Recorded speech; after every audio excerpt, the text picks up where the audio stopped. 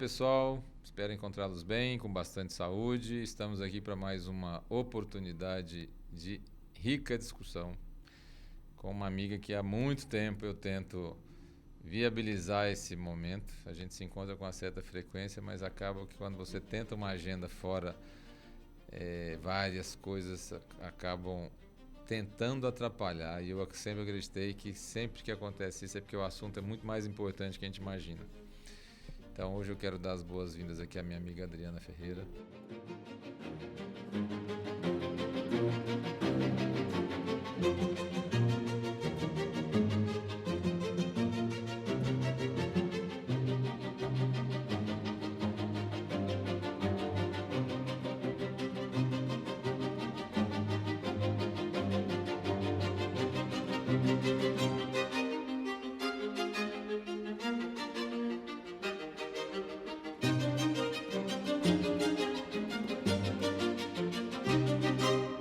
Obrigada, Gilson. Uma amiga muito querida, um ser humano de valor assim muito diferenciado, e eu fiz questão de convidá-la aqui para tratar alguns temas, dentre eles algo que a gente vem conversando bastante sobre qualidade de liderança e a necessidade de desenvolvermos novos líderes, né, um novo perfil de liderança. Inevitavelmente nós vamos abordar temas como vida e morte. Sim, difíceis, mas necessários. Exatamente. Né? Nós também lidamos em segmentos, né, que estão com esse assunto muito em voga agora, precisando ser discutidos. Né? O agronegócio, que é um setor que nós militamos com bastante intensidade. O assunto da sucessão é um assunto que, na minha opinião, não vem sendo discutido da maneira como deveria estar sendo tratado. Então, assim, eu acho que ninguém melhor do que você, Adriana, para a gente fazer essa interlocução, para a gente navegar sobre esses temas. E eu sempre digo que esse espaço que a gente criou é um espaço para a gente poder ter essas conversas de maneira mais à vontade. Nós podemos subir a 30, 40 mil pés de altura, descer a 1 metro e poder conversar em dimensões distintas. Né? Inclusive, o espaço foi pensado para isso, né? Justamente para a gente ter essa liberdade. Então, seja muito bem-vindo aqui. Muito obrigada, Gilson. E que a gente tenha um momento de muita luz aqui, de muita expansão de consciência, para que de alguma maneira isso que a gente vai conversar possa ajudar aqui ao nosso público ou as pessoas que estão nos assistindo. Eu agradeço muito, assim, eu me sinto muito honrada de poder estar aqui e a gente poder conversar sobre assuntos que são difíceis, mas necessários, profundos e rasos, os paradoxos, né, que o assunto traz. Mas especialmente porque esse espaço traz uma dignidade, uma sabedoria que o mundo precisa cultivar. Né? Nós precisamos cultivar essa sabedoria profunda, que é atuar de um outro lugar, né? Que não é o lugar egóico. Então, muito obrigada pelo convite. E, assim, eu espero que a gente tenha muita luz para que a gente possa conduzir essa conversa. Teremos sim. Então, vamos lá. Já que você falou em espaço, eu vou pedir que você contextualize um pouco, né? Conte um pouco da sua jornada, que a fez chegar nesse espaço de hoje. Né? Inclusive, a gente tem vários amigos comuns, né? E a gente acaba encontrando-os no dia a dia e mencionando. Eu comentei com um amigo comum nosso ontem que você estaria aqui gravando hoje. Falei, nossa, já fiz muitos trabalhos com a Adriana e tal. Então, assim, contextualiza um pouco dessa sua história, né? Como é que você, por onde você passou e por que você está nesse lugar hoje que você escolheu, que já te conhecendo, eu sei que você escolheu o lugar onde você pode dar seu máximo. Então, eu queria ouvir um pouco isso para a gente ir conduzindo esses assuntos. Gilson, é muito interessante, né? Na minha adolescência, eu queria ser ou jornalista ou advogada, ou as duas coisas juntas. E aí, pela vida mesmo, eu fui para o direito. Então, eu exerci uma profissão na advocacia durante 36 anos. Entretanto, existia, sabe aquela história? Tem algo que eu preciso fazer. E aí eu comecei uma atuação com gestão de pessoas. Criei uma empresa de esportes radicais, levando líderes hoje. Que ano foi isso? Lembra que eu sou muito ligado à data, né? Então não se preocupe, eu perguntei esse tanto de data não. Mas que ano foi isso? Foi em 99 eu criei minha empresa. Ou seja, virada do século. E uma empresa, assim, pensa, para Goiás, esportes radicais para treinar líderes. E foi um momento muito bacana. Eu adoro a empresa, né? Eu sou muito grata a essa consciência dessa empresa, porque me despertou para muitas outras questões com pessoas. E aí, durante 12 anos, eu levei pessoas para o meio do mato, de sexta para sábado, de sábado para domingo, experimentando, vivenciando as competências de liderança. 12 anos. 12 anos. E eu nunca tive um acidente. Para fechar esse ciclo, porque chegou um momento que eu olhei e falei, agora eu completei esse ciclo. Se você me perguntar como, eu tinha um cliente e nós fizemos uma atividade no Salto de Corumbá. Haviam 500 Adoro pessoas. 500 pessoas, rapel, rafting, tirolesa, tudo que você imaginar. E eu olhei para 500 pessoas. 500 pessoas. Ou seja, juízo total. Totalmente sem juízo, né? Mas, olha, tudo muito bem planejado, 150 monitores, e eu adorava aquele movimento. Mas, naquele dia, eu fiz uma oração, nós estávamos numa palhoça enorme que tem no campo, e eu senti que aquele era o meu último treinamento ao ar livre. E eu fechei ali aquele ciclo. Olha só que interessante. Primeiro, você escolheu a virada do século para fazer isso. Pois é. Então, estava todo mundo perguntando se o mundo acabava, né? Se a gente ia ter o bug do milênio. Se tudo e você fechava, né? proporcionando um momento de reconexão do ser humano com a natureza. Aliás, não é nem do ser humano, né?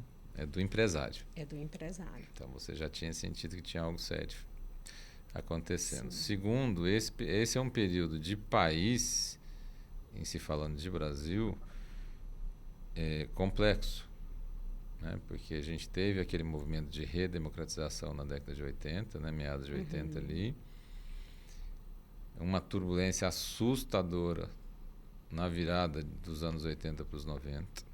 Muito forte, né? A gente estava vivendo mundialmente uma mudança no processo de comunicação.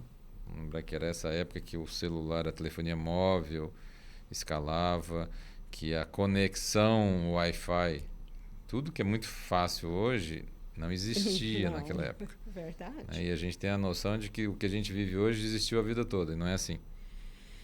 A virada dessa década foi complexa, porque nós saímos dos anos 80 bem turbulentos do ponto de vista econômico, e toda vez que você está turbulento econômico, vai bater no político, e quem sofre é o social. É o social.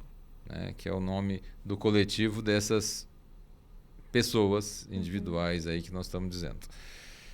Mas foi um processo de muita transformação, e transformação rápida, e que a gente achava que, olha, já está chegando no ápice. E a gente mal imaginava o que ia acontecer na primeira década do milênio seguinte. Porque se os anos 90, 80 e 90 foram intensos, e olha que nós começamos aquele movimento transformacional na década de 70, inclusive com mudança, né? Nós estamos saindo da era de peixes para a era de aquários, né? Nós estamos tendo uma mudança de geopolítica, né? Nós estamos tendo um reflexo da Guerra Fria, ou seja, tem uma série de movimentações simultâneas acontecendo. E que a gente acreditava que o ser humano, a partir daquela vivência, ia mudar. Né? Aliás, a gente já acreditou nisso algumas vezes, né? E aí, por exemplo, quando você sentiu isso, porque te conhecendo, eu tenho certeza que você sentiu isso antes de pensar. E eu queria que você tentasse voltar um pouquinho no tempo e vou falar, olha, 99 a gente estava no Fernando Henrique 2, FHC 2, vivendo a crise do apagão. Sim. Tá? E, de novo, uma disputa política que já vinha se arrastando, né? O PT tentava se eleger já há algum tempo, desde a era Collor. Sim. E aí, naquele tumulto, né? E teve uma mudança significativa. Mas eu queria que você voltasse e falasse, o que você sentiu naquela época? O que você estava atuando naquela época? O que era o incômodo? Porque eu acho que é importante isso. Olha a loucura que era. Eu era do Tribunal de Contas dos municípios e comecei a participar de um programa da qualidade no setor público. E, Gilson, eu encontrava pessoas que tinham uma ansiedade por colaborar, por compartilhar o que sabiam. Mas, em compensação, pessoas também que não tinham a menor habilidade para liderar. Participei 10 anos como voluntária desse programa. Mas, naquele momento, eu estava começando. E eu comecei a pensar assim, é por aqui que eu posso agir. É aqui dentro deste contexto de trabalhar pessoas que eu posso contribuir. Já que eu acredito que existe um processo natural de melhoria do ser humano, é aqui. Mas o que eu senti? Um incômodo. Né? Eu lembro até hoje, a primeira abertura no programa, eu levei uma pena, porque minha tataravó é índia. E a minha apresentação foi quem eu sou nesse contexto. E aí hoje eu fico pensando nos povos originários, né? Ela é da etnia Guarani. Sua avó é nascida onde? Minha avó foi Pegalaço, minha tataravó foi Pegalaço, no Rio Paraguai. Então, assim... Região Sul. Região Sul, os Guaranis, né?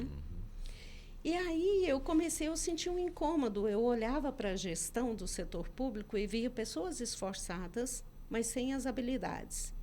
E quando me convidaram para participar do programa, eu falei, é aqui.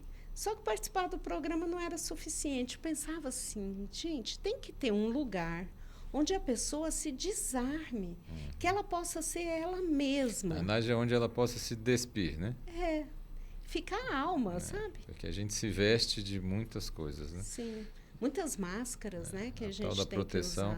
que usar. Eu sempre digo que a gente sempre teve 3 preocupações básicas desde os nossos ancestrais, das cavernas. O que eu vou comer, onde é que eu vou me abrigar, sim, e como eu me protejo. Só que naquela época a proteção era um pouco mais simples, né? E hoje, para nos proteger, a gente está se vestindo, né, de muitas faces diferentes, né, com muitas roupas diferentes, se intitulando de maneiras distintas, e aí vai. Por isso que esse momento eu falo de se despir, né, porque é um momento que você precisa tirar isso para depois você falar assim, quem que sou eu de fato? E aí eu me propus a viver uma coisa. Eu passei 6 meses indo para a Cachoeira, na época, com um primo meu. E você atuava também como advogada nessa época? Como advogada também. Mas a angústia no setor era muito grande, era eu estou fazendo uma conta aqui, você estava 2 décadas já como advogado. Sim, sim. E aí o que aconteceu? Exatamente as décadas que eu falei, 80 e 90. 80 e 90, de muita angústia profunda, como ser humano. Né? De achar que, gente, quando eu falo igualdade, é que existe possibilidade para todos nós, que nós temos que ser vistos e olhar para a individualidade e saber valorizar essa individualidade com tudo que nós somos, sabe? A luz, a sombra, as partes boas e aquelas que nós temos por obrigação ou, não sei se a palavra é obrigação, mas por evolução, melhorar. E aí, Gilson, eu comecei a ir para a Cachoeira fazendo rapel. E assim, fazia rapel todo final de semana. Eu falei, é esse contexto. E criei uma metodologia, eu e uma amiga, que chama Aprendizado Vivo, que é levar as pessoas para a natureza. O ser humano, quando ele está à beira de uma cachoeira, na mata, ele começa a resgatar algo que é muito primitivo, que é a essência dele. Porque ali é ele olhando para aquele contexto. Então, ele volta a ter contato com aquela pessoa que não precisa de tantas máscaras. Agora, é curioso, Adriana, eu estou tentando lembrar que, por exemplo, hoje está cotidiano a gente discutir os níveis de consciência, as desconexões, né? Eu acredito que o Otto Scharmer trabalha bem essa questão das desconexões, né? Da desconexão com o sagrado, da desconexão com a natureza, da desconexão conosco. Sim. É ele mesmo, né? Ele e o John Milton. Beleza. Nessa década a gente não conversava disso. Não. Eu estou aqui tentando lembrar, nessa época, o início dessa década foi quando eu li o Profecia Celestina. Isso, Gilson. Estou tentando lembrar o nome dele. Como é que chama? Você lembra do autor? Brian. Não. Bom, que bom a gente poder contar aqui. Mas é assim, por que eu estou te dizendo isso? Porque à medida que você está falando, eu estou me lembrando desse livro e de como ele trabalhava essa questão dessa necessidade. James Redfield, que eu li a Profecia Celestina, depois o Mistério de Shambhala. É muito interessante os livros. E aí eu estou tentando ligar aqui esses temas e fazendo conta, né? Que você conhece seu amigo aqui. Você falou da sua tataravó. Sim. Então, 3 gerações antes da 3 sua, gerações certo? antes da minha. Então, nós estamos falando, ela deve ser 1800 ali? 1800 e pouquinho. Então, vamos lembrar que nós estamos saindo do auge do ciclo do ouro no Brasil, né? Começando ali o ciclo do café, engateando o Brasil ali com 300 anos de violência. Profunda. Bastante violência. E aí intensificando absurdamente o tráfico, né? E eu tô levando para esse lado porque nada acontece por acaso e não existe efeito sem causa, né? Não existe. Sim. A gente tem que entender que assim, eu gosto porque tem algumas leis que são imutáveis, né? E algumas ciências, né, como a matemática, como a física, né? E eu gosto muito da lei da física que diz para cada ação ter uma reação, né? E você não está se posicionando com esse incômodo no final do século XX à toa. Eu ando pensando muito. Talvez você estava tentando lidar com algum tipo de libertação, de algum tipo de escravidão, diferente do que sua tataravó teve que lidar, sim, mas talvez até mais eficiente do que a do laço físico. Sim, sim, que são outras, né, limitações, outros laços. E mais perigosos hoje porque eles são invisíveis. Sim. E eu queria te perguntar isso porque vocês pegaram esse programa e direcionaram para empresários. Sim. E tem um motivo disso, né? Tem. Por quê? Foi assim, Gilson. Eu olhei e falei, porque eu acredito, tá? As pessoas saem todos os dias de manhã, elas passam 8 horas no trabalho e, às vezes, elas passam mais tempo no trabalho do que em casa. Na maioria das vezes. Qual é o poder que uma empresa tem de influenciar? E aí, na época, brutal. Eu estava lendo a Quinta Disciplina, assim... Peter Senge? Peter Senge e... Não é o Peter Senge, não. Ou é? Eu não lembro. Ô, Gilson, ou é o nome do livro ou é o nome do autor. As duas coisas juntas, impossível. E eu li um livro chamado Escolas que Aprendem. E comecei a pensar, onde a gente pode atuar que pode reverberar? São as empresas. É esse coletivo onde a maioria convive e que ela não percebe que ela entrega grande parte, ou talvez hoje perceba, da vida dela. Então, quando eu li a Quinta Disciplina, eu falei, tem que ter um jeito. Aceitamos os dois, né? No livro e no autor, tá? Aceitamos? É Peter Senge. Pega isso e leva para uma coisa, pra gente. Agora nós vamos descer a meio metro. Todos nós temos 168 horas por semana. Neste tempo Cronos, né? Na medição do tempo Cronos. E a gente sabe que o recurso mais valioso que nós temos é o tempo, que é o único deles que não é recuperável, não é reciclável. Não. Tá? E eu não posso vivê-lo em nenhum dos momentos que não seja o presente. Eu posso recordá-lo no passado, eu posso imaginá-lo no futuro, mas só posso vivê-lo hoje. 168 horas é a dádiva que o nosso Criador dá para qualquer criatura, independente do lugar que ela esteja. E como a gente organiza esse tempo tem a ver com quais prioridades a gente elege, e essas prioridades têm a ver com os valores que a gente atesta a cada uma dessas coisas.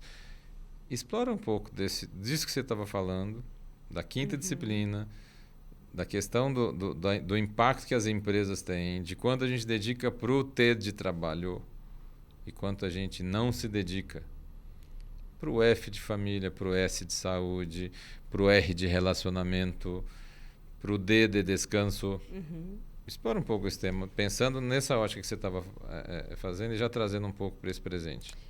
Naquela época, o movimento da qualidade total era muito forte, da ISO também. E quando eu comecei a ter contato, eu comecei a questionar também essas questões de valores, o quanto a gente dedicava para as empresas. E foi aí, Gilson, que eu comecei a perceber que poderia ter um terceiro caminho, né? Na época, eu conheci... eu estou tentando lembrar a empresa que eu ficava encantada com ela. Eu vou lembrar o nome da empresa. Mas o dono da empresa, o planejamento dele estratégico era valores. E aí, eu comecei a fazer parte de uma comunidade que mudou a minha visão de vida. E eu devo muito a algumas pessoas. Uma é minha mãe, que ela era uma rebelde desde sempre, e outra foi o Jeremias Lunardelli. Quando eu entrei para a Santa Branca, eu mudei. Por quê? Na Santa Branca, que hoje, né, lá em Teresópolis, o Jeremias, ele falava sobre os 7 níveis de consciência, de uma forma diferente.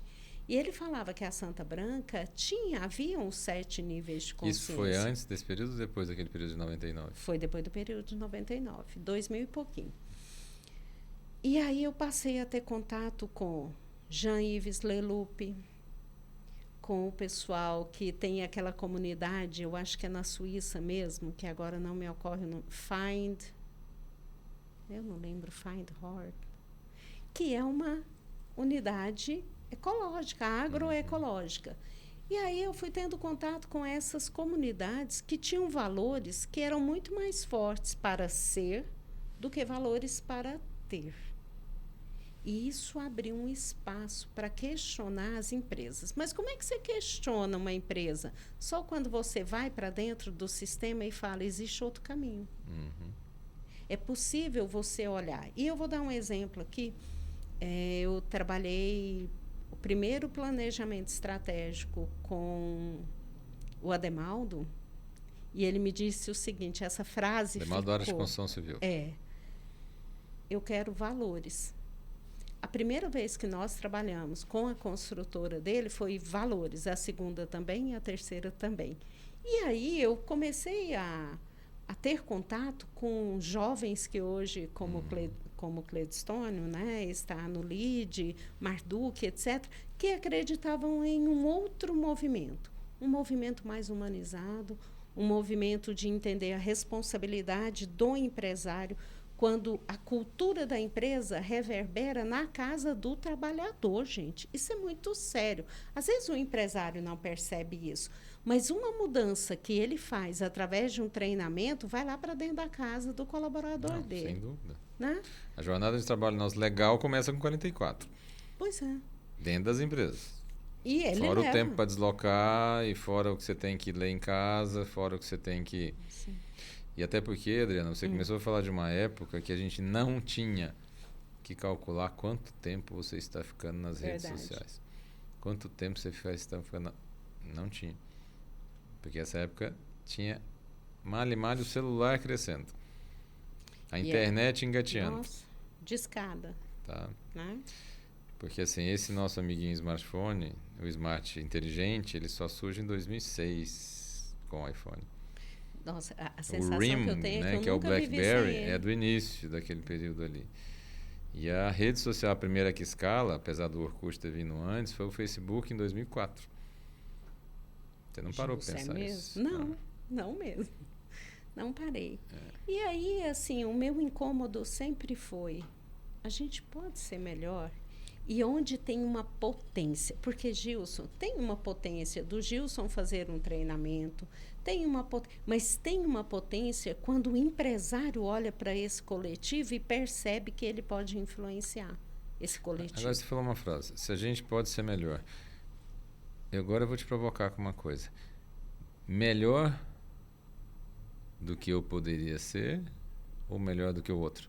Melhor do que eu posso ser no dia Mas a dia. o modelo que a gente está criado é totalmente diferente desse, né? Que eu tenho que ser melhor do que o outro. E as pessoas não perceberam que enquanto eu comparo, eu sofro. Porque, na verdade, eu não tenho que ser melhor que ninguém, a não ser eu mesma. Mas por que isso não é ensinado, Adriana? Você que é da área de educação. Porque nós nunca fomos ensinados, primeiro, para ser felizes. Pois Já começa daí. Isso vem lá de trás, né? Segundo, eu fico pensando assim, o que falta para a gente entender? Que assim, nós estamos na época de maior desenvolvimento tecnológico da humanidade. É a época que nós temos mais facilidade de acessar recursos. Ironicamente, a gente tem mais problemas de morte por excesso de comida que por falta. É irônico. Hoje a obesidade mata mais gente do que a fome. Sim. Então, quer dizer, nós já tivemos fome por escassez de comida. Hoje a fome não é por escassez de comida. É por não ter um modelo distributivo de riqueza. Estrutura, né? É uma outra coisa. Mas assim, nós vivemos hoje no país que é considerado o segundo país mais ansioso do mundo, ou o primeiro, não sei. Se não for o primeiro, é o segundo. Eu fiquei impressionado com as estatísticas de depressão no Brasil e no mundo. Crescentes. Nós estamos no país mais violento do mundo. Sim. Né? E aí eu te pergunto o seguinte, o que falta para o ser humano entender que a disputa dele não é com ninguém? Eu acho que a primeira coisa... É com ele. É com ele. É o modelo mental, Gilson. Olha só, nós estamos agora aprendendo que existe um outro... Agora não, né? Nesses anos. Mas nós viemos de um modelo cartesiano mecanicista, onde tudo que é valorizado é para fora. Nosso amigo Isaac Newton. Isaac Newton. Depois vem Descartes e ainda falando, faz uma nós separação. Estamos falando, aí até vamos juntar isso. Se a gente falar em data bruta, nós vamos estar falando no Newton em 1700, seguindo uma janela ali do Copérnico, né? Seguido depois de um Galileu, né? De um Giordano Bruno.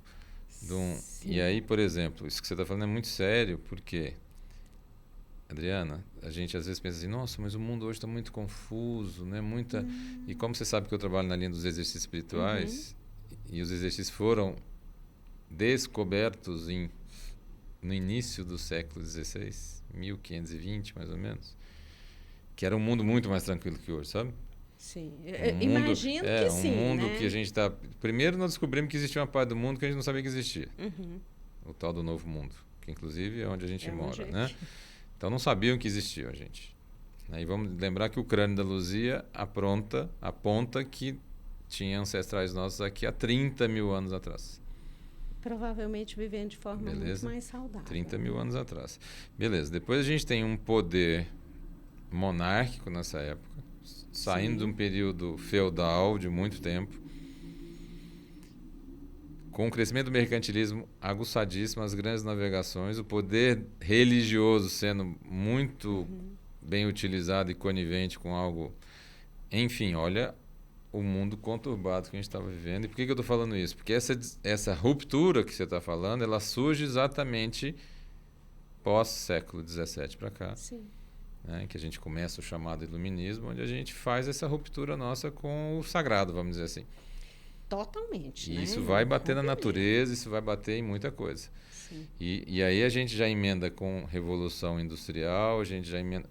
Adriana, isso é uma loucura. Imagina que isso fica gravado, o modus operandi nosso.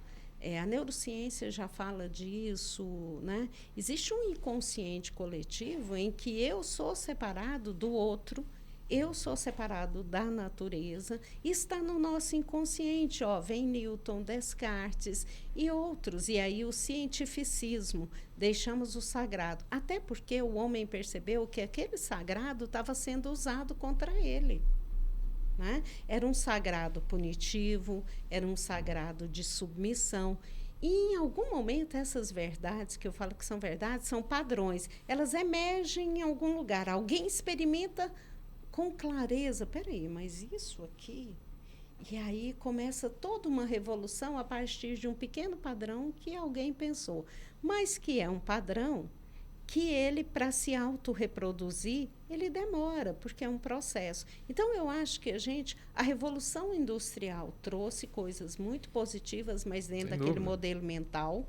Então, né, todo o processo de desenvolvimento que a gente tem, a gente deve à questão... Só que aí aquilo foi incomodando o ser humano, alguns seres humanos, por perceber que não era algo bom para o coletivo. E é um modelo mental. E, Gilson, hoje as pessoas não têm um olhar para o coletivo, são pouquíssimas. Então, a gente tem um modelo mental individualista, um modelo mental de que você só tem sucesso Se você fizer o outro trabalhar para você, e não é, eu posso trabalhar com o outro. Eu tenho que fazer muito. o outro trabalhar para mim. Você sabe que, inclusive, eu organizo parte dos meus negócios desse jeito. Mas pago um preço alto por isso.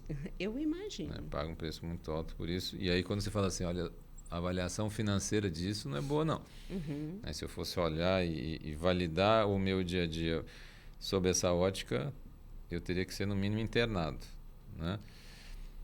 Mas a gente tem um tripé hoje na sociedade que é justamente o individualismo, sim, o hedonismo e o consumismo. Total hedonismo, né? E aí criou esse mundo hostil ao coletivo, que aliado a essa separação que a gente já teve do sagrado, essa separação que a gente teve da natureza, não é um fosso que tem. Sim. E aí eu me vejo agora muito pensativo, Adriano, porque assim, eu descobri que tem crise existencial com 55 anos de idade, né? Eu pensei que fosse só quando eu era mais novo. Mas eu estou agora um jovem senhor em crise existencial, tipo assim, gente, será que o que eu fiz nos últimos 40 anos, do ponto de vista profissional, era para dar nisso? Porque quando eu olho o que eu sou obrigado a conviver hoje, isso tem me massacrado, meu físico tem dado todas as reações negativas que você possa imaginar. Somatizando. Não, eu saí estou num processo de check-up já tem algumas semanas e eu consegui a façanha de ter todos os problemas do aparelho digestivo, do esôfago até o reto, simultaneamente.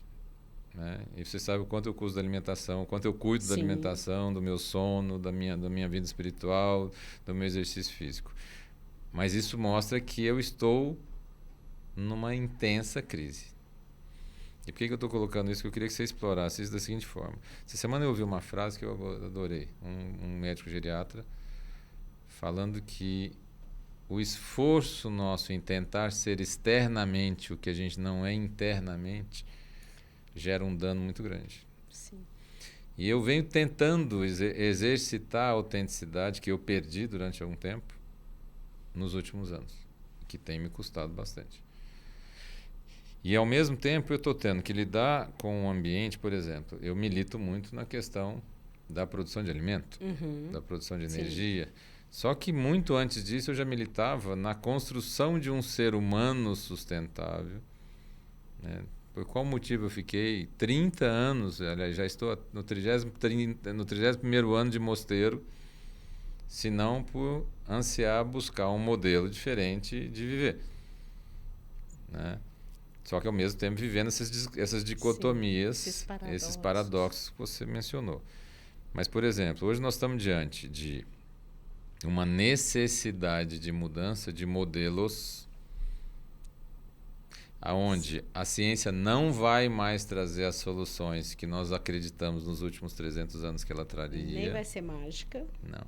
E para mim, só tem uma revolução que possa salvar a humanidade da rota de colisão que ela está. E aí, para não ficar muito romântico, eu vou dizer o seguinte: nós não temos recursos naturais para manter o nível de consumo. Olha só, então o consumismo, que esses indivíduos que se baseiam na individualidade, que precisam de tudo melhor para eles, sobre um aspecto do hedonismo de que nada pode me gerar desconforto. Então é o seguinte, eu não tenho condições de continuar entregando para a sociedade, leia-se mercado, o que ela quer continuar consumindo, tá? O nível de conveniência, o nível de praticidade, o nível de conforto, por um motivo simples. Esforço. Por um motivo simples, eu não tenho recursos naturais que suficientes para isso. E aí quem exerce o uso desses recursos naturais, seja na extração, na exploração, na transformação ou na utilização, são pessoas. Sim. Que são lideradas, tá? E todos nós somos líderes e liderados, só muda em qual momento. Então, se não tiver uma revolução do ser, pronto. Acabou. Uma revolução pessoal que começa do interior para o exterior, porque eu não acredito em mudança de fora para dentro. Sim. Né? Eu também não. Então, assim, sem essa revolução nós não vamos conseguir. Agora eu te pergunto, você é uma advogada, está aí lidando com uma elevação de níveis de consciência, lembrando que não tem nível melhor do que o outro, tanto que a gente sobe e desce numa rapidez absurda. Né? Tem hora que a gente age de um jeito que fala assim, meu Deus, voltei para... Então não existe isso, né, de melhor ou pior, existem momentos. Mas, por exemplo, como advogada, você entende que nós criamos um mundo com várias leis para regular relações entre humanos. Uma das coisas que nós criamos foi a posse. Sim. E nós nos matamos para ter um documento que diz que eu tenho uma casa ou um apartamento num prédio que não é meu, que eu tenho que usar um elevador que não é meu. Que não é seu. Que eu tenho espaço coletivo que não é seu. E eu não consigo fazer uma reunião de condomínio sem brigar. Aí eu tenho uma escritura que diz que aquela terra é minha. E a gente se mata por isso. Todas as nossas guerras, como humanos, elas são em busca de duas coisas. Posse e poder. E o que a gente quer com poder é prazer. Hedonismo. Pronto. Então, sabe, Gil, você falou da sua crise. Eu acho que eu tive uma crise em 2021, até por ter tido câncer. Isso me levou um profundo questionamento. E eu olho para esse mundo e para mim mesmo, que às vezes vivo num paradoxo mecanicista, mas quero viver numa integralidade. Adriana, um ser humano, sabe, com um caminho espiritual e com congruência. E isso me incomodou muito. E um dia eu estava desenhando e desenhei, acho que é uma coisa que a gente aprende na 3ª série, o conjunto, na aula de matemática, né? E aí eu lembrei que conjuntos são 2 círculos que eles encontram em um determinado momento. E eu falei, cara, eu tenho que trabalhar agora não por um paradoxo ou outro, não é pelo paradoxo da integralidade ou do mecanicista, que já não me satisfaz há muito tempo, mas é pelo processo de coexistência. Por quê?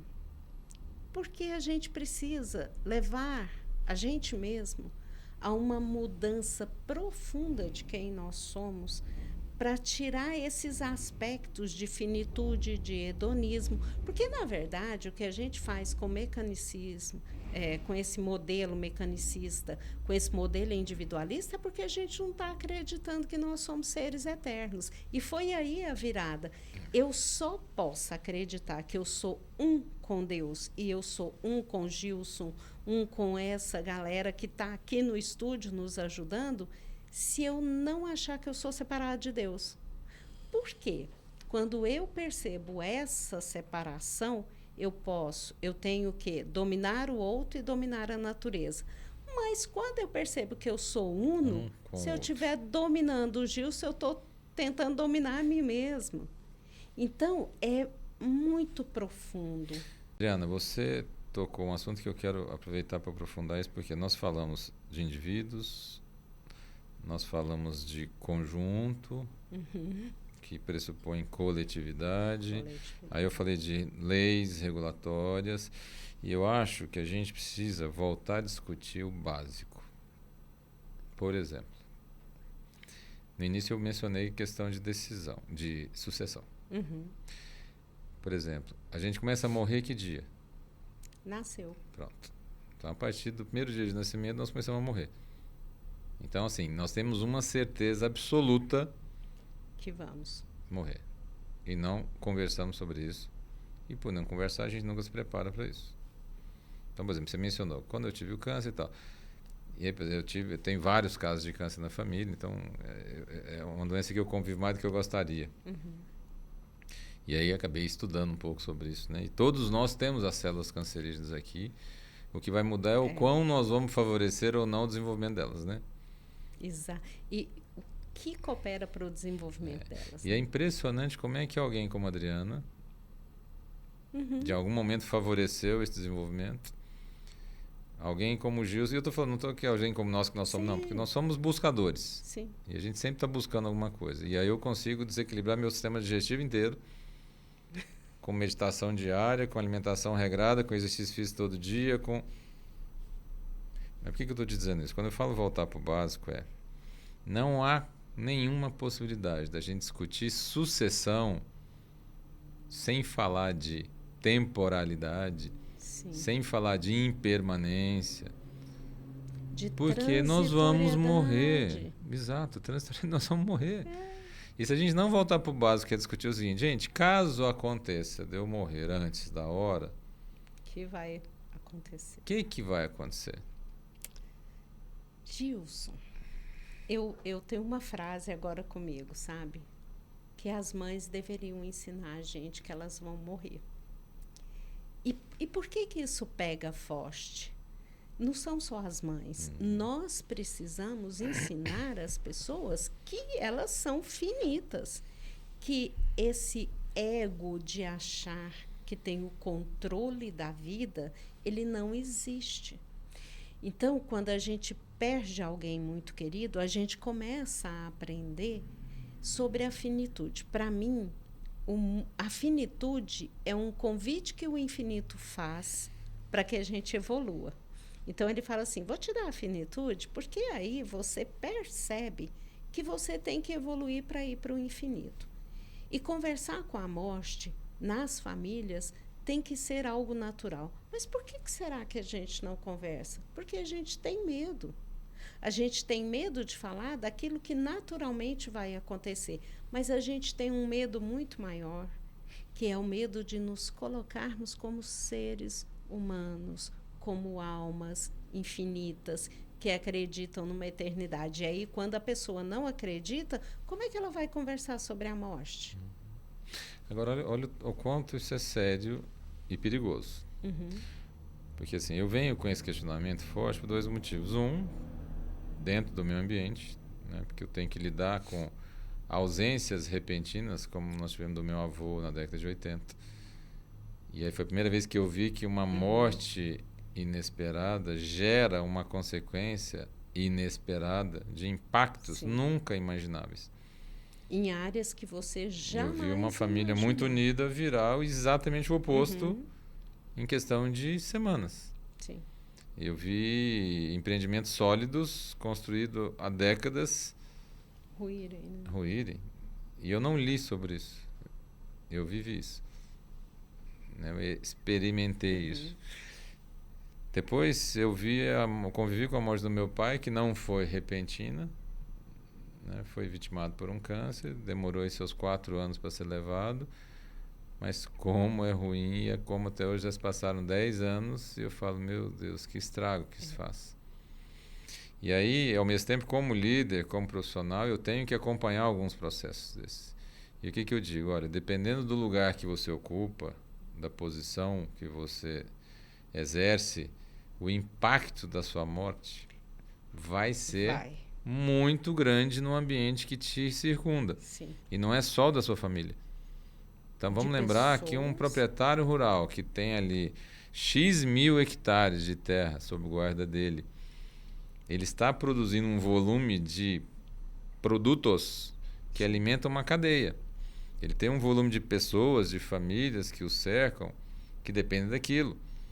Um empresário que hoje tem 1.000 funcionários sob comando dele, tem 1.000 famílias que vão ter algum impacto com a morte dele. Diretamente fora, exato. Indiretamente. Então, por exemplo, e aí eu te falo, outro dia numa conversa nossa, uma parceira nossa que você conhece, que é a Isabel, mencionou essa questão de sucessão, dizendo a gente precisa conversar sobre isso, mas de uma maneira mais humanizada. Sim. Que a gente está discutindo muitas questões jurídicas, as questões legais, e está esquecendo de discutir, sabe o quê? Existe um pai com uma mãe, com filhos, com irmãos, com primos, com noras, com genros, e são pessoas, são conjuntos. Mas de indivíduos. E por ser indivíduo, o nome já fala, são diferentes. E que todos são transitórios e finitos. E que experimentam a dor da perda de maneira diferente. Totalmente diferente. Como é que você hoje, por exemplo, Adriana Ferreira, aliás, a doutora Adriana Ferreira, do OAB, número alguma coisa, daria conta de tocar uma sucessão hoje não humanizada? Não.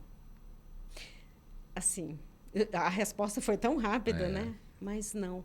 Porque Gilson, de tudo que eu tenho visto, né, eu tenho clientes que que estão fazendo uma sucessão humanizada. Quando os filhos tinham 13 anos, eles iniciaram. Então, eu percebo que existe uma aceitação da finitude, que existe uma aceitação, não vou falar finitude, da morte, né? Que existe um caminho e um preparo feito que não é só técnico-jurídico, mas que é um preparo de como que essas pessoas preparam os filhos e a si mesmos, desenvolvendo habilidades como empatia, solidariedade, você não está no mundo sozinho. Então, eles criam uma cultura solidária, uma rede de apoio para que filhos e todos os que pertencem possam... Agora, isso é uma ilha do Oceano Pacífico, né, que você está falando. É uma ilha. Que deve ter um nome que eu não sei nem pronunciar. Porque você está falando isso, eu não consigo me localizar em nenhum... Eu não posso citar o nome, porque eu não pedi, mas assim... Não, mas você concorda que é um ponto fora do... Fora, mas ele porque a gente está vivendo o inverso. As Exatamente. famílias hoje estão com uma fábrica de monstrinhos. Sim. Né? Uma turma absolutamente sem limite. Nós estamos com a instituição família absolutamente colapsada. Aliás, nós estamos vivendo uma falência institucional. Sim. O The Hook explora isso, né, de maneira ótima. Ele até criou o termo era caórdica, onde ele explora muito essa questão da falência institucional que nós estamos vivendo. Tá? E a família é o primeiro núcleo de formação humana, Adriana. Nós que somos um ser muito desenvolvido, somos absolutamente... Você falou assim, você usou o termo de coexistir, né? Coexistir. Interdependentemente. Nós somos uma raça que não tem autonomia, que não até sobrevive. Os 10 anos de idade. Entendeu? Literalmente não sobrevive. E essa é a raça evoluída que Deus deixou nessa terra para cuidar dela. Então aí eu te pergunto, você tem noção do risco que nós estamos correndo? Porque assim, por você falar, é sinal que existe. Sim. Por mais que você não possa citar o nome, existe. Existe.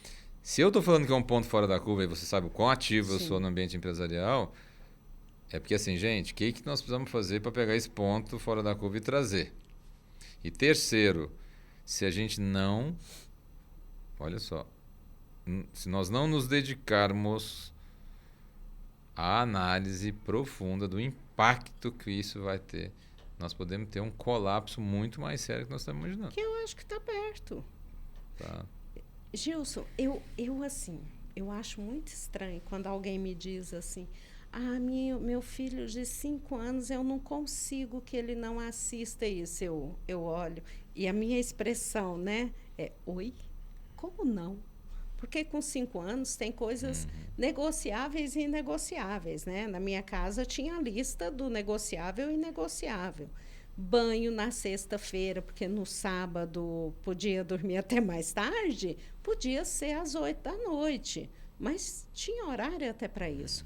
E eu vejo tanto o comportamento de empresários quanto de filhos de empresários que são pessoas sem colocar o limite necessário. É como se o limite fosse algo que gera dor, porque a gente está acostumado a pensar que só pode ter prazer. Nosso, o limite é um grande Aliás, amigo o limite nosso. É que faz as coisas funcionarem. O que seria um rio sem o limite das margens? O mar, a praia, né? Então, eu vejo assim, o que eu percebo que é necessário fazer? Quando você, empresário, deseja realmente criar um legado, longevidade do seu negócio ou da sua família, não vou nem falar em negócio, é preciso sentar e estruturar como será. E como que é esse como será? Quais são os comportamentos, quais são os valores? E deixar claro, Gilson, não dá para brincar assim, vamos fazer uma reunião de família sem formalidade. Não, é preciso trazer essa formalidade que já existiu em algum momento e falar o que nós queremos para nós e estruturar, porque nós estamos indisciplinados, como família também. Adriana, você falou e me lembrei aqui, voltei no tempo. Minha querida mãe, Dona Maria Conceição, ela tinha umas reuniões de família lá em casa, minha filha, que eu vou falar uma coisa. reunião com pauta, de sentar ela, meu pai, eu, meus 3 irmãos, para discutir isso, que o quarto não está arrumado, que não sei o quê, que a escola, que a horário de estudo. Sim. E ninguém morreu com isso. Muito pelo contrário. Por exemplo, lá em casa são 3 homens, eu sou o filho mais novo, tenho uma irmã mais nova. E eu tinha horário para chegar. Pode ser que eu não cumprisse o horário, né? Porque eu sempre fui muito de burlar, mas não tinha ausência de regra, tinha alguém tentando burlar a regra, né? Digamos que eu fui um desses mais ativos. Mas é muito sério essa falta do entendimento do limite e a falta dessas conversas claras, Adriana, porque a morte vai chegar. O processo sucessório, eu falo, o processo de sucessão é uma escolha numa instituição, numa empresa, o processo de herança é natural. Mas de sucessão, então, herdeiros, uma família sempre vai ter. Sucessores, nem sempre. E sabe um ponto... Porque eu sempre falo que é uma escolha do sucedido e do sucessor. Sim. E eu te pergunto, aqueles que foram preteridos para não serem sucessores da fazenda ou da empresa, vão estar confortáveis com a escolha do sucedido? Não. Geralmente, não. Então, e aí, sem a conversa que você está falando e sem as regras, como é que vai fazer para pacificar isso? Sim. E como é que fica esse ambiente coletivo? Ô Gilson, eu fiquei aqui pensando, né? Você estava falando e eu parei assim para pensar no seguinte: é preciso que os empresários, os pais, as mães, elas assumam um papel de liderança mesmo. Que as conversas sejam conversas amorosas, mas sejam conversas muito assertivas sobre onde estamos. Eu lembrei de uma coisa. Quando eu tive câncer, eu cheguei lá em casa, depois do diagnóstico, sentei meus 2 filhos, que são filhos grandes agora, né? Mas disse para eles o que a gente ia fazer. E perguntei, o que vocês acham disso? É claro que é difícil, mas onde eu acho que nós nos perdemos nos processos de sucessão que eu tenho visto.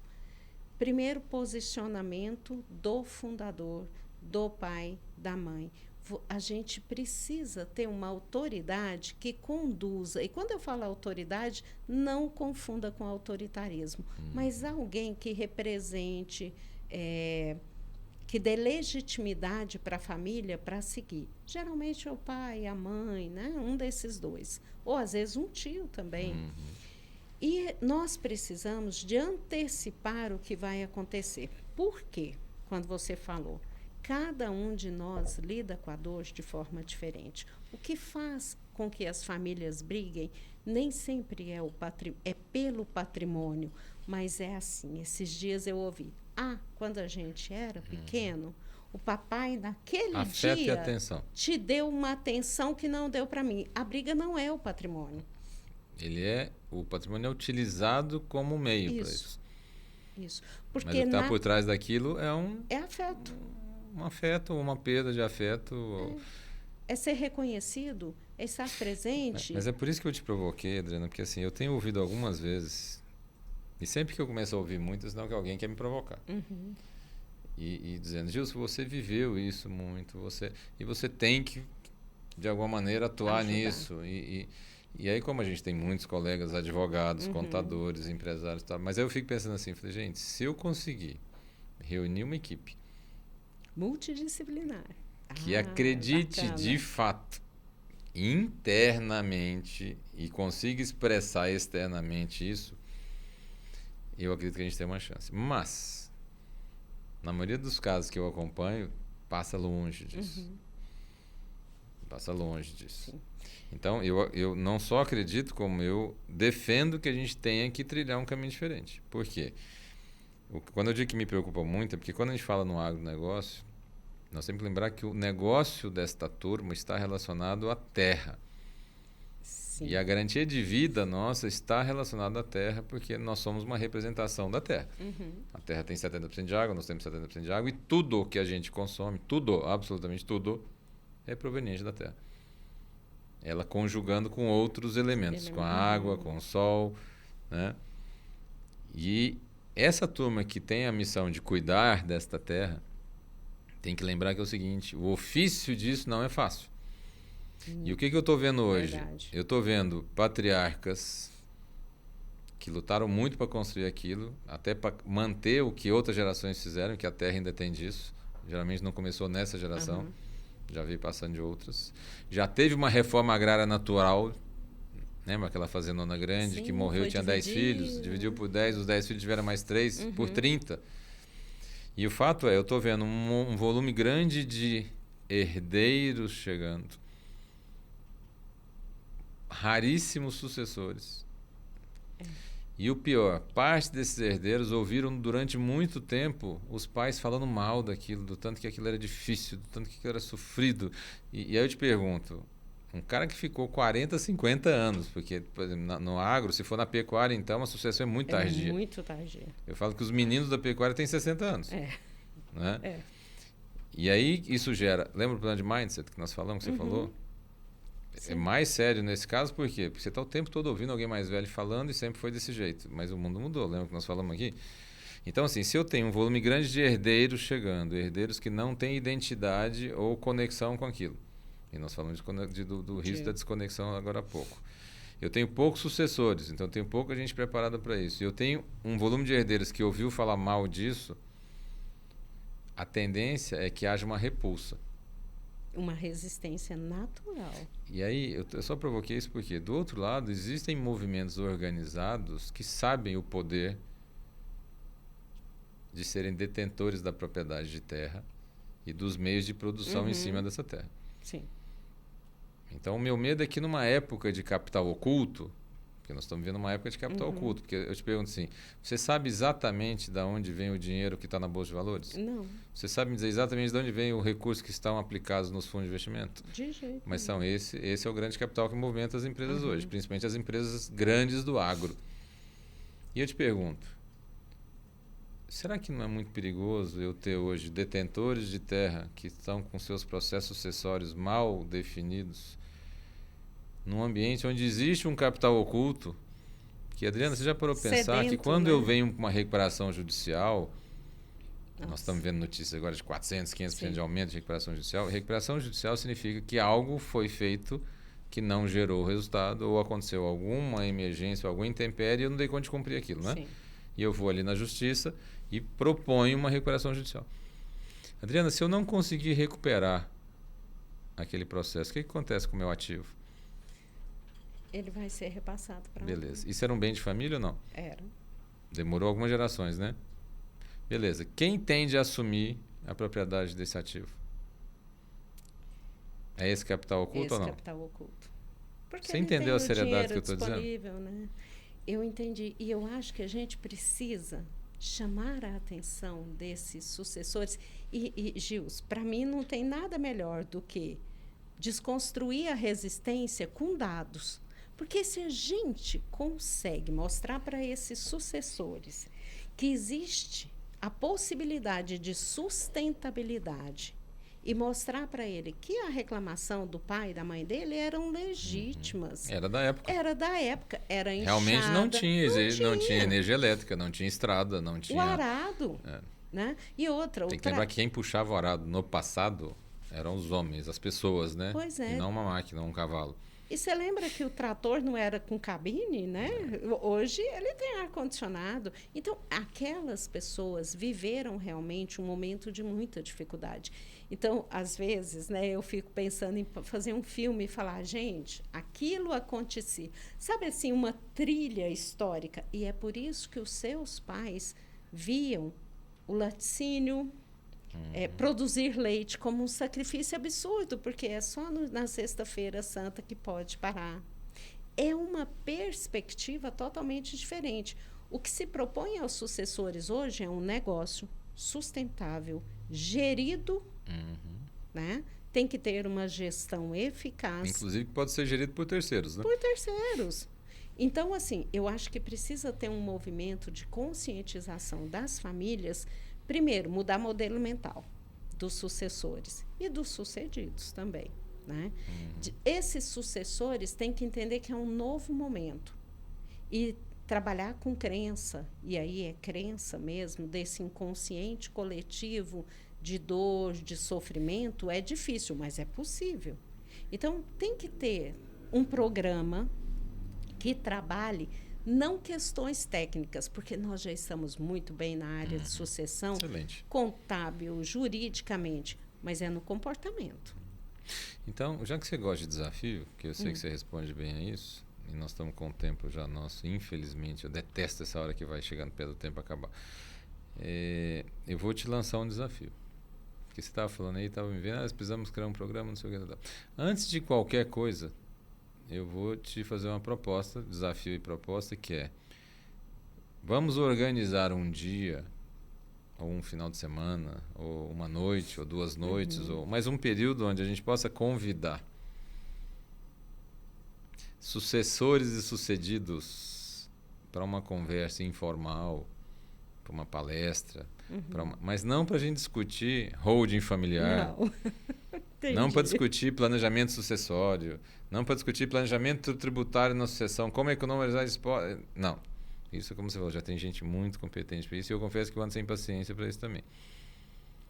Mas para a gente discutir o seguinte: vocês estão entendendo o que está por trás deste assunto? Vocês estão entendendo o que se passa hoje em 2024, o que se passava em 1944, quando o pai estava sujeito a um modelo assim? Você aceitaria o desafio para liderar um movimento e a gente organizar algo disso nesse sentido? Nossa, Gilson. É bom que eu estou perguntando em público. É em público, né? Eu aceitaria, assim, desde que a gente pudesse fazer uma cocriação coletiva, sabe? De sentar alguns profissionais juntos, olhar para isso junto e falar: esse pode ser um caminho. Porque eu acredito muito que a inteligência coletiva, ela produz algo muito melhor do que a individual. E acredito que talvez um movimento desse seja uma potência. Sabe a semente do carvalho? A semente, né? É a semente, é uma potência que nós podemos criar. E depois ela reverberar. Então beleza. Eu me disponho do meu lado de fazer algumas conexões com os profissionais que são amigos nossos para a gente organizar esse grupo. E por que essa proposta, Adriana? O Brasil tem diante dele a maior janela de oportunidade da história. Por quê? Agora, né? Existem algumas coisas que são postas naturalmente, ou seja, foram dádivas do Criador, que nos colocam numa posição muito privilegiada agora em relação às outras nações. O volume de área que nós temos, o volume de área agricultural, o volume de água, tanto verde quanto azul, tá? O volume de sol, a posição geográfica em termos de globo. Então, nós temos uma série de fatores muito favoráveis. Nós temos uma formação de povo diferenciada. Sim. Tá? E que o mundo vai precisar desse país se movimentando de maneira diferente. Eu quero que o Brasil seja, sim, um forte player das commodities agrícolas e minerárias, como ele já é, sim. Mas eu quero maior agregação de valor nisso. Eu quero intensificação das cadeias de industrialização. Eu quero fortalecimento das estruturas de comercialização que vão suportar as estruturas produtivas. Eu quero mais geração de riqueza em solo brasileiro e melhor distribuição dessa riqueza em solo brasileiro no sistema capitalista, para não achar que eu estou virando agora um comunista, um socialista. Tá? E eu provo isso em vários dos negócios que eu opero. Eu dediquei muito tempo estudando isso para comprovar factualmente que é possível. Eu tenho cadeias hoje que eu consigo mostrar isso como a cadeia da pecuária. Tá? E estou investindo bastante tempo, energia e dinheiro nisso para a gente evoluir com uma frente diferenciada. Então, assim, nós não podemos perder essa janela de oportunidade. Eu nasci ouvindo de grandes líderes como meus pais, meus avós, que, olha, nós temos um país que é diferenciado, nós temos um país que tem futuro. Meu pai foi das pessoas que enxergou o Centro-Oeste como celeiro muito antes de outras pessoas. Meu avô enxergou essa região muito antes e eu sou muito grato a eles por isso. Então, assim, isso vai passar obrigatoriamente por uma mudança dos indivíduos. E essencialmente daqueles que ocupam cargos de liderança. E que podem reverberar um novo modelo mental. Por isso que se não passar por isso, desculpa, nós não temos mais chance. Aí nós vamos colapsar mesmo. Então é por isso que eu te fiz o convite, provocação, e aceito agora, eu também do meu lado disponho a fazer articulação. E eu sugiro que a gente, em breve, que nós nos reunamos nesse espaço com alguns desses profissionais para discutir isso em público, do que nós estamos querendo fazer. Até para ver como a audiência nossa reage com isso. Porque também, se ninguém quiser falar sobre isso, também não tem problema. Se é uma demanda coletiva, né? Ou se é um anseio individual. Porque se for só nós, não precisa envolver mais ninguém. A gente continua do jeito que nós estamos. Agora, se tiver mais gente interessada em conversar sobre isso, então eu acho que uma boa resposta da gente avançar com isso é uma próxima rodada de conversa, que depois da gente conversar um pouco no backstage, para depois trazer isso a público. Porque esse aqui é o espaço que nós criamos justamente para ter essa condição de amplificar o que a gente precisaria falar um a um. Mas já que a gente não consegue falar com um a um, a gente vai falar com vários simultaneamente para depois forçar uma situação que a gente possa falar um a um. Olha, Gilson, eu estou feliz, né? Porque eu acho que isso é plantar esperança. E uma esperança para a minha alma que tem ficado tão inquieta com tudo que está vendo. E saber que compartilhar com você de que é possível a gente construir isso, dá para mim um alívio, né, no meu coração. E obrigado pelo convite. E assim, eu tenho certeza que tem pessoas que querem isso. Que bom, eu também acredito nisso. Isso me deixa, confesso, animado e fortalecido para continuar. Então, eu quero te pedir para você deixar uma mensagem final aqui para a nossa audiência, né, que eu sei que suas palavras são muito sábias. Então, eu acho que vai ser bom você deixar algumas sementes aqui. Eu diria assim para as pessoas que a gente precisa ter muita coragem para ser quem a gente é, mas precisa ter muita coragem para fazer o coletivo despertar para quem ele é. Então, a palavra é coragem para seguir em frente e despertar. Adriana, eu estou rindo aqui porque na minha meditação matinal hoje era coragem, não temas. Eu sempre encerro minhas meditações com alguma frase que foi colocada. Eu medito na escritura todo dia e hoje era exatamente isso. Coragem, não temas. Então eu quero agradecer a sua presença, muitíssimo obrigado. Obrigado pela amizade, obrigado pela companhia, obrigado pela presença aqui, obrigado pelo convite aceito. Esse espaço aqui tem por objetivo isso, né? Proporcionar essas conversas que ajudem a nossa audiência aqui a encontrar alternativas, né? E a vocês eu quero agradecer mais uma vez a paciência e o apoio, a caminhada conjunta que a gente tem tido aqui nessas semanas e meses já. Esse projeto já está aí com alguns meses e também convidá-los a ter uma interação maior com esses temas, né, para que a gente possa realmente ampliar a nossa visão e possa ir fazendo algumas elevações de níveis de consciência. Sim. Que nos permita conhecer mais coisas novas e aí poder explorar dentro do nosso dia a dia essas mudanças que o mundo precisa tanto. Então, muito obrigado e um grande abraço a todos.